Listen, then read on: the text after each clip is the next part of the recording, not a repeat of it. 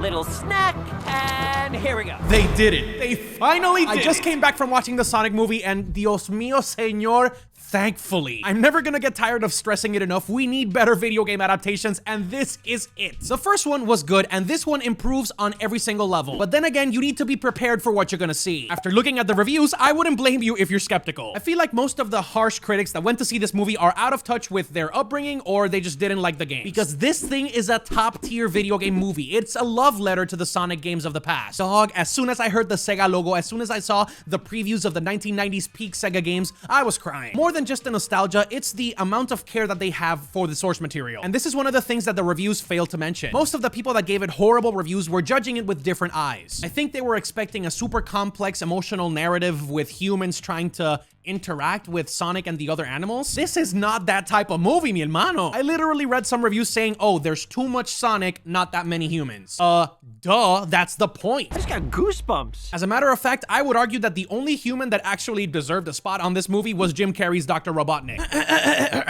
Spoiler alert, obviously, if you haven't seen it. From the wedding scene to the reveal about the FBI agents. Every single major plot point involving humans was just boring. But that's the thing, it's not an animated movie, so you kind of have to have those moments where there's a small bit of human connection in order to see the extravaganza that was the Sonic experience. And that is where the movie truly shines. Introducing two new iconic characters in unique ways that made you feel so happy to see them. Idris Elba absolutely crushes the role of Knuckles. He's towering, imposing, fierce, and he has no BS when it comes to throwing hands. Every single one of the battle sequences that he has with Sonic and Tails is just beautifully mastered. And thankfully, the CGI accentuates the action set pieces in the best way possible. Pauline O'Shaughnessy also gives a great performance as Tails. And the connections that they make to the video games are so precious that I'm just gonna roll off a couple of them. I mean, by this point, you know, having Ben Schwartz as Sonic means that there's gonna be a lot of pop culture references sprinkled around the show. They reference The Rock and Vin Diesel's feud. He calls Knuckles the Winter Soldier, and he even makes references to discovering the beauties of this world through Discovery Channel. Now listen, I'm not gonna lie, Shark Week is dope, but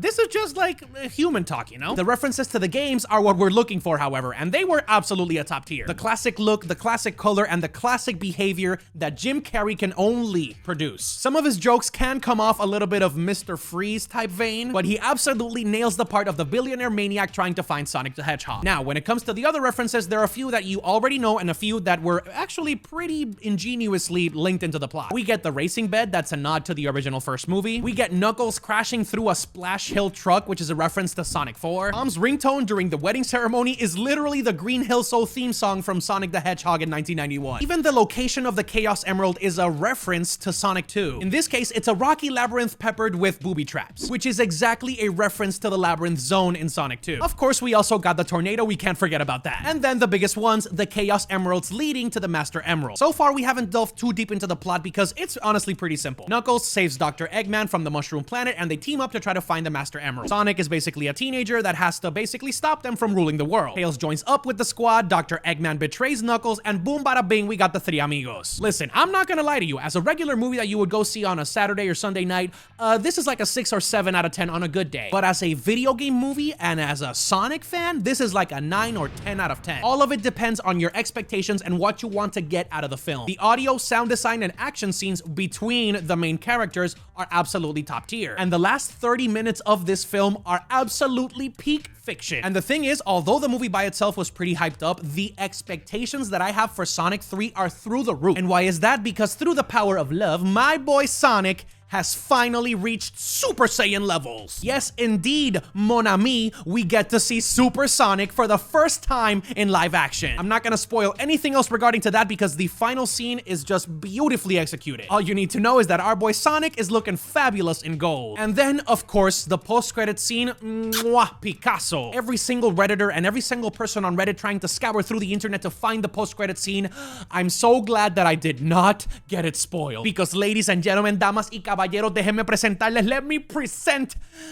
Shadow is coming! I'm not gonna lie, I did expect it because, I mean, who else is there bigger than Knuckles to be as a villain for the third movie? It's fucking Shadow. If you're not familiar with who that is, he is basically the genetic clone of Sonic, based to be his equal in every way. But he has the attitude of the Punisher. Overall, I had an amazingly enjoyable experience at the theater, and I finally fell in love with video game projects again, especially after watching Uncharted and Halo, like back to back to back. Again, if you're a staunchy movie critic, this is not gonna be the movie for you, but if you're a gamer and you want to see Sonic brought to life in the best way possible, this is the one for you. Now that you know exactly what to expect from Sonic 2, make sure to like this video, share with your friends, and hit that subscribe button with the notification bell on, because as soon as we get more news about Sonic 3 and any of the video games coming up, I'm gonna cover him on this channel right here. Thank you for supporting the journey. As always, crack a smile, just ride the wave, and I'll see you on the next one.